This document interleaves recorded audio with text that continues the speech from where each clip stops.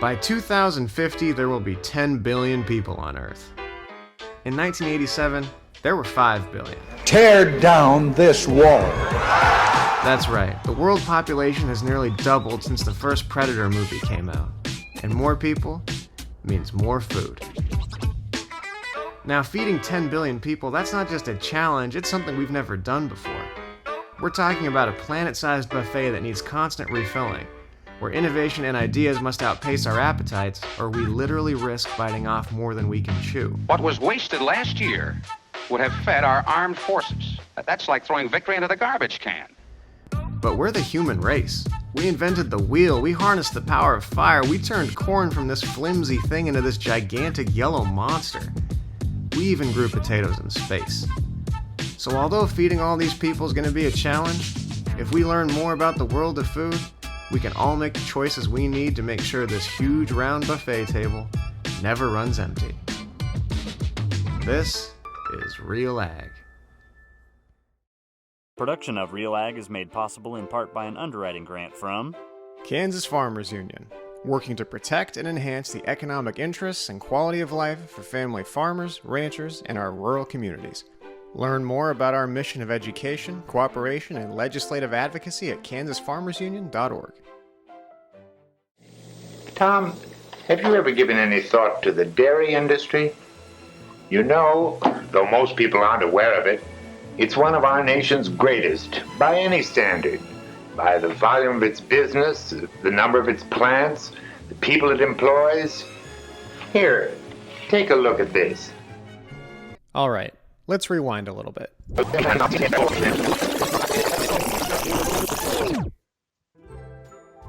Since the 1930s, the US government has been churning out more than just policies. They've been producing films about the drink that's as familiar as it gets. That's right, milk. Even during the age of silent films, we were talking about milk.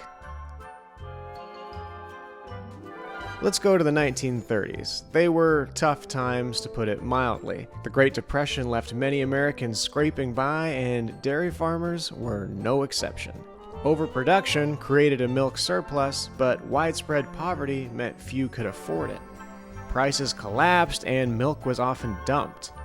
In fact, desperate dairy farmers would launch things called milk strikes, blocking roads and dumping milk to push for fair prices. Recognizing the huge role of dairy in both rural livelihoods and urban food supplies, the U.S. government stepped in with a campaign to boost milk demand. They began producing films that showed milk as an essential part of a healthy diet, encouraging families to make it a staple while aiming to stabilize prices for struggling farmers, turning a pretty bad situation into an opportunity for public health improvement and economic recovery. And the government knew they needed to win over the next generation too. They produced pieces for kids like Tip Tops in Peppy Land, clowns named Pep, Strength, and Health tumbling around, text to read in between because no sound yet, and of course, cartoons to explain all the health benefits of milk. Want to be able to do some pull-ups or a backflip? Well, you better start drinking some milk. And when the 1940s rolled on in, so did World War II, and milk's importance only grew. Even more films promoted milk's importance. Farmers were encouraged to produce more milk, and not just for us at home, but for those soldiers overseas. What about those countries we're friends with now? Hey, they're gonna need some milk. Milk wasn't just a white liquid anymore. It was part of winning the war. These government films positioned milk as an essential for America's strength, health, prosperity, and resilience. Part of the American way, just as crucial as apple pie, baseball, or even... Because folks need milk every day as much as, well, almost as much as the oxygen in the air. Quite the statement. But by the 1950s, milk was a star. Not because it was glamorous, but because it was the great equalizer. Affordable, accessible, packed with all those health benefits we were told so much about. Through the lens of a camera, the government made milk into more than just a food. It was a tradition, and a key ingredient in the story of America's strength. Milk gives us energy. Refresh with milk. Fresh milk, Ever drink a glass of milk to relax you? staple in man's diet. Milk, health and beauty. Another way is to drink milk. Quality of milk. We need more milk. Nature's greatest food. Milk helps shape the course of civilization. Milk is one of the most important protective foods. Milk and milk products. A lot of milk. Milk by milk. Milk is standard equipment. Drink as much milk as we should. Why not tie your future to milk? Now, looking back at all of this, government films about milk have not only promoted the dairy industry, but have also chronicled the profound transformations within it. These films celebrate the spirit of American agriculture, highlighting the challenges, achievements, innovations that have shaped dairy farming over nearly a century. The common thread through these pieces? Well, throughout these decades, the small farmer remained the essential piece of the dairy puzzle. Their resilience and adaptability kept the industry thriving. With each technological advancement and increase in production, it seemed obvious that these changes were beneficial for everyone involved. All these advancements, increased production, must be a good thing. Right? I'm going to make you jump a gate. That's perfect. So yeah, I say I'm fifth generation here. So it goes back to the 1870s. My great-great-grandparents, they homesteaded 3 miles north of here, but I had I don't know how many great-great-great aunt and uncle who homesteaded here, and then my great-grandparents bought it from them in 1890. So fourth or fifth generation here. None of the generations have been the biggest or wealthiest farmers. I mean, yeah, it's just always been a little bit of a smaller operation. My dream was to figure out how small farmers can stay relevant. So I haven't had the drive to get big. Plus, I came back with no money in my pocket. So, I mean, I didn't think I would come back to the farm. But then again, all the way through my young adult life, I still was go away, and then I want to come back in the summer and help Dad out. Go away, and then I want to come back, and yeah, I was sure I was looking at other careers, and then finally it's like, okay, I think I want to do this. I want to do this because I'd always been interested in nature and ecology, and I never knew how that fit with growing up as a farm kid. Well, and environmentalism and all these things with my background as a farm kid, that really excited me. So I was like, I see a model that I could get behind and get excited about. Meet Jason Schmidt, a small dairy farmer who brings genuine care and a hands-on approach to every part of the process. Implementing rotational grazing, even though I've got a lot of room to improve there. As soon as I bought this farm, installed a 15.6 kilowatt solar array. 45 to 50% of my electricity is from the solar array, just because I see electrification as the way forward. So I'm proud every year I can realize that I cut back a little bit more of my fuel use. In an industry of large-scale dairies with 10,000 plus cows, where sustainability and animal welfare can sometimes get lost, Grazing Plains is committed to something different. I would say my overarching goal is to look towards natural ecosystems and understanding animals' biology and physiology and how they were evolved to live their best lives. You've probably seen the logos of some of those big milk brands, cheerful cows grazing in wide green pastures. But for most large-scale dairy farms, that image is more marketing than reality. Here at Jason's farm, though, it's the real deal. The cows really do roam in open fields. They're cared for with attention, respect, just like those logos make you think. It's the kind of farm where what you would see on the carton actually matches the reality behind it. And it's not just about the image. It's about real choices that put the cows first, even if it means sacrificing some profit. Having the animals out in an extensive system rather than in a confined area. Anytime cows are spending a lot of time on concrete, they're developing feet issues. Their hooves keep on growing. They develop more lameness than if they're out grazing. That also means that production goes way down. I think I can make up the loss in production by being the lowest cost producer, by having them eat their own meals rather than me carrying all the food. But lower production means healthier animals too. If you're not making the cow milk 100 pounds a day, she's going to have a longer life, a healthier life, less metabolic issues. Jason doesn't push his cows to the limit. He chooses not to milk them as hard as some of the large operations do. By giving the cows more rest and time, he ensures they stay healthy and happy, even if it means producing a bit less. It's a different approach, one that prioritizes animal care over squeezing out every last drop. I mean, again, my leading goal is try to give the animal the best life she was evolved to have.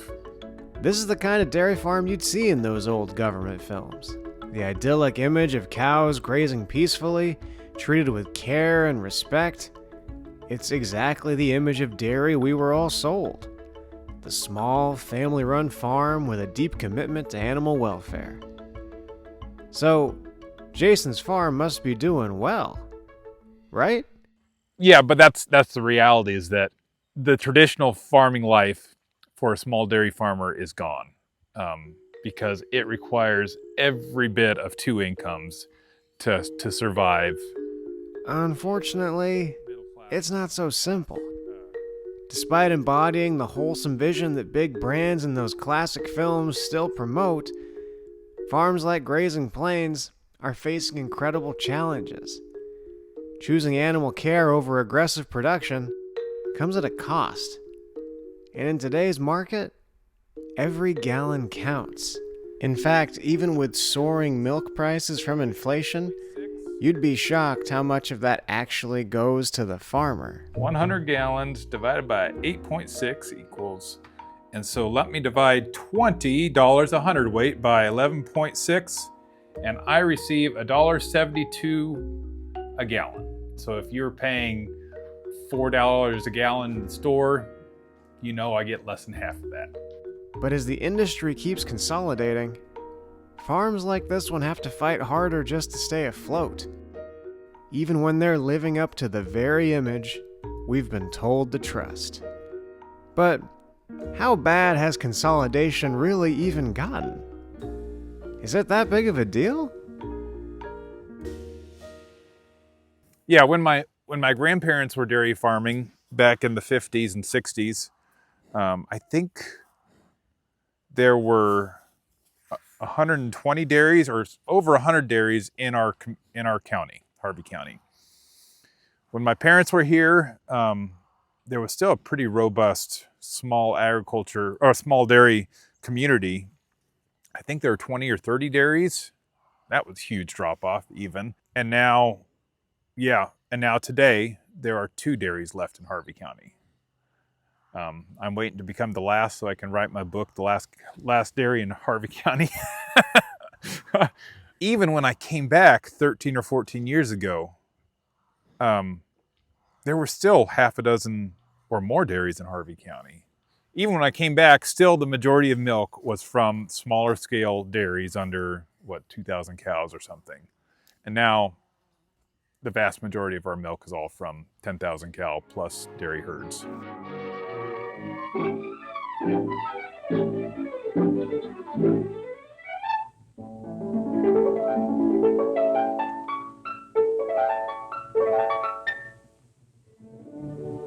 Here comes Sam to get the milk. One dairyman, one farm. Of the 5 million or more farms that supply this country with billions of pounds of milk each year. Did you catch that? Let's play it back one more time. One dairyman, one farm.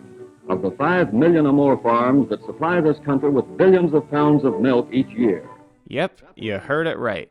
In 1944, this piece was made, and at the time, there were around 5 million farms producing billions of pounds of milk. Fast forward to today, and we're producing about twice the amount of milk. But how many farms are producing it?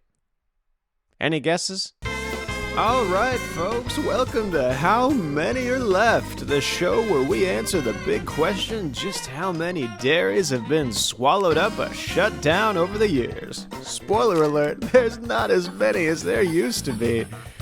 So here's the question. There used to be around 5 million dairies back in 1944, so how many are left? A, 2.1 million. Okay, it's a drop, but still plenty of dairies, right? B, 1.3 million.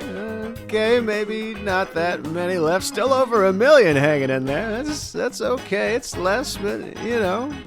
C, 327,000. Okay, it's definitely a lot less than 5 million. We lost a few along the way. No biggie. 19,000. Wait, that's the answer? There's 19,000 dairies left?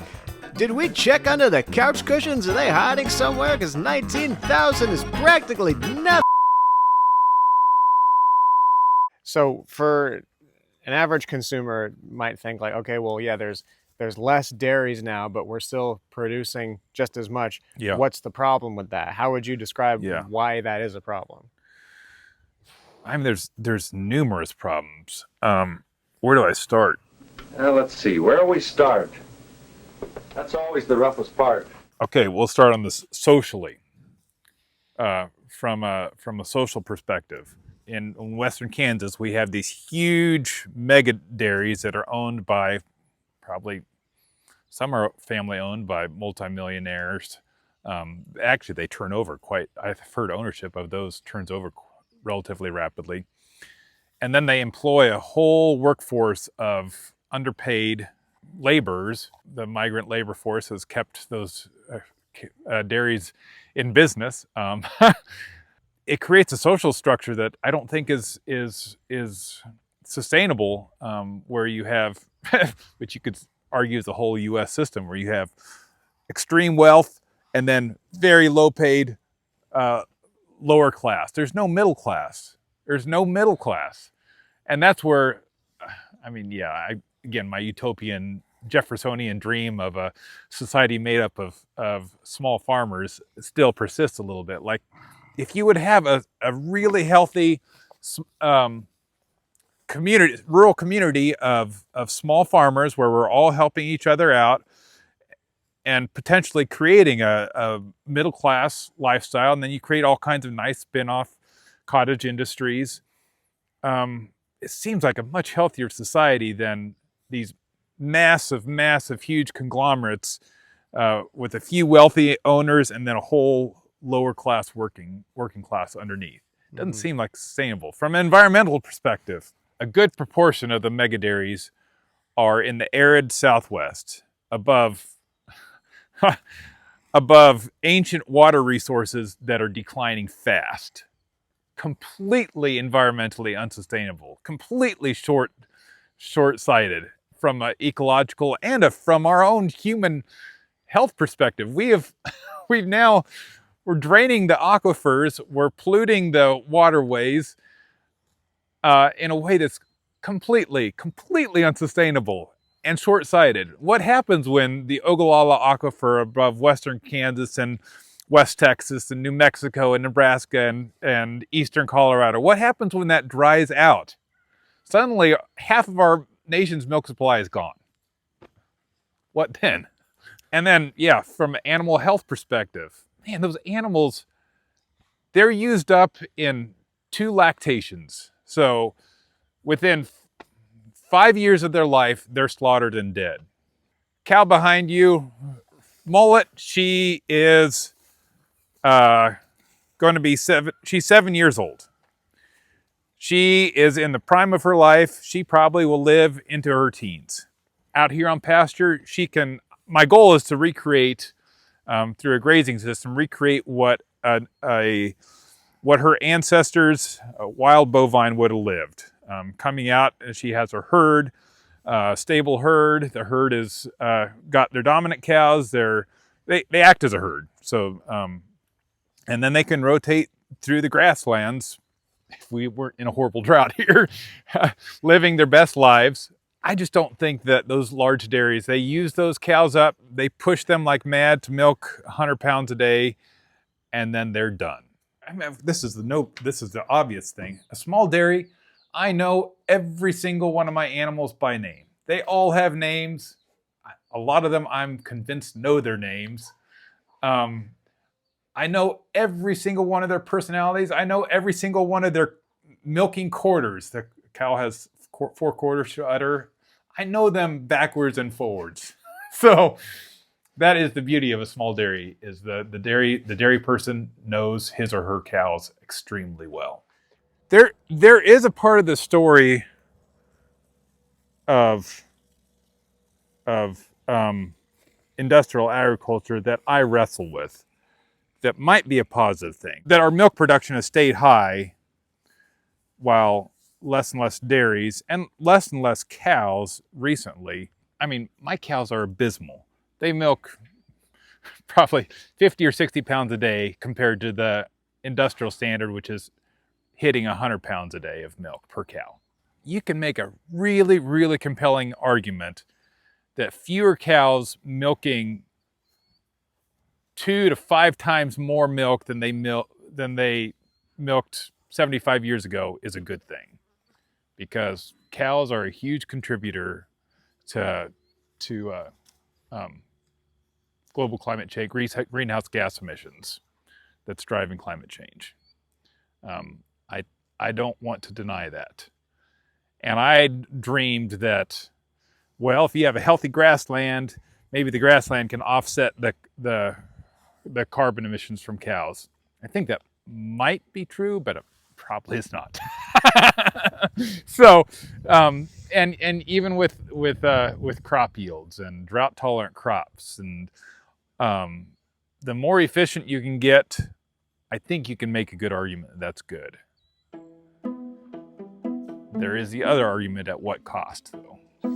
Remember, the dairy industry is dynamic, always moving forward, but always in search of improvement, never completely satisfied with the extent of its progress. And in an industry based so much on science, there are many opportunities where science plays a part. Well, yeah, that was definitely true, but back when this piece was made in 1957, science meant something very different for dairy. Climate change wasn't even on the radar. But today, dairy farmers find themselves on the edge of an entirely new landscape, facing unprecedented challenges as the climate changes right alongside the industry. I mean, now with climate change, I think that's still being really slow to be accepted. It's sadly moved into the political polarized world that we live in. But I think farmers, I mean, we're at the forefront of a changing climate, and we see it faster than I think anyone else sees it. And I'm hearing more and more people in the community accept that things are changing. We are in one of the worst droughts that I personally have ever experienced. But 10 miles north of here, they're at an average annual rainfall. These insurance policies are based on rainfall, but they're based on rainfall in certain geographic blocks. And this year, I could not figure out for the life of me why I haven't got paid out at all. And I had to pay $3,000 for my insurance premium this year, and I haven't got paid at all on that. I was like, what in the world? So I sat down with my insurance agent. I was like, what's going on? So we took a look, and well, I'm in the block where 10 miles north of here is also in it. And the average, we're just barely below average, but I'm in one of the most extreme droughts. It's hard to predict. It's hard to manage. It's hard for federal programs to adjust. So yeah, there's a lot of adapting and challenges that are going to come with that. As climate change and consolidation reshape dairy, it seems the spirit of the small farmer endures. While large-scale farms dominate, small farmers continue to adapt. So you mentioned the struggles of trying to do things properly and do things ethically and do things in a way that's good for the animals and the land. and all the challenges. So what keeps you coming back? What keeps you coming back going, no, I'm going to keep doing it this way? I mean, the romantic part of me is this. I mean, it doesn't get better. It doesn't get better than being outside every day. I have loved animals ever since I could walk. I maintain that if there's something in my life that I feel embarrassed and don't want to tell people about, that's something's wrong there. So I like to be as transparent and open, and anyone can come here whenever they want. I want anything I do here, I'd be happy with anyone seeing. So, yeah. And I cannot help but thinking these feedlots and dairies who create all kinds of obstacles for the public to see them, that can only mean that stuff is happening there that is not good. So, my personal dream, if I had any say in the future, I would like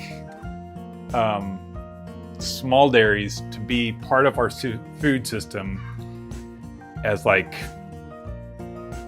an enhancement, a protein enhancement, feta cheese on your salad, some cheese on your pizza,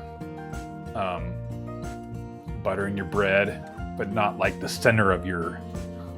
Maybe we all need to cut back on our milk consumption a little bit, and that's okay. When I came back, I wanted to had this grandiose utopian dream of figuring out a new model for the small dairy farmer, and I've kind of given up that. But it is fun to say that you're hanging on as the last of a of a way of life.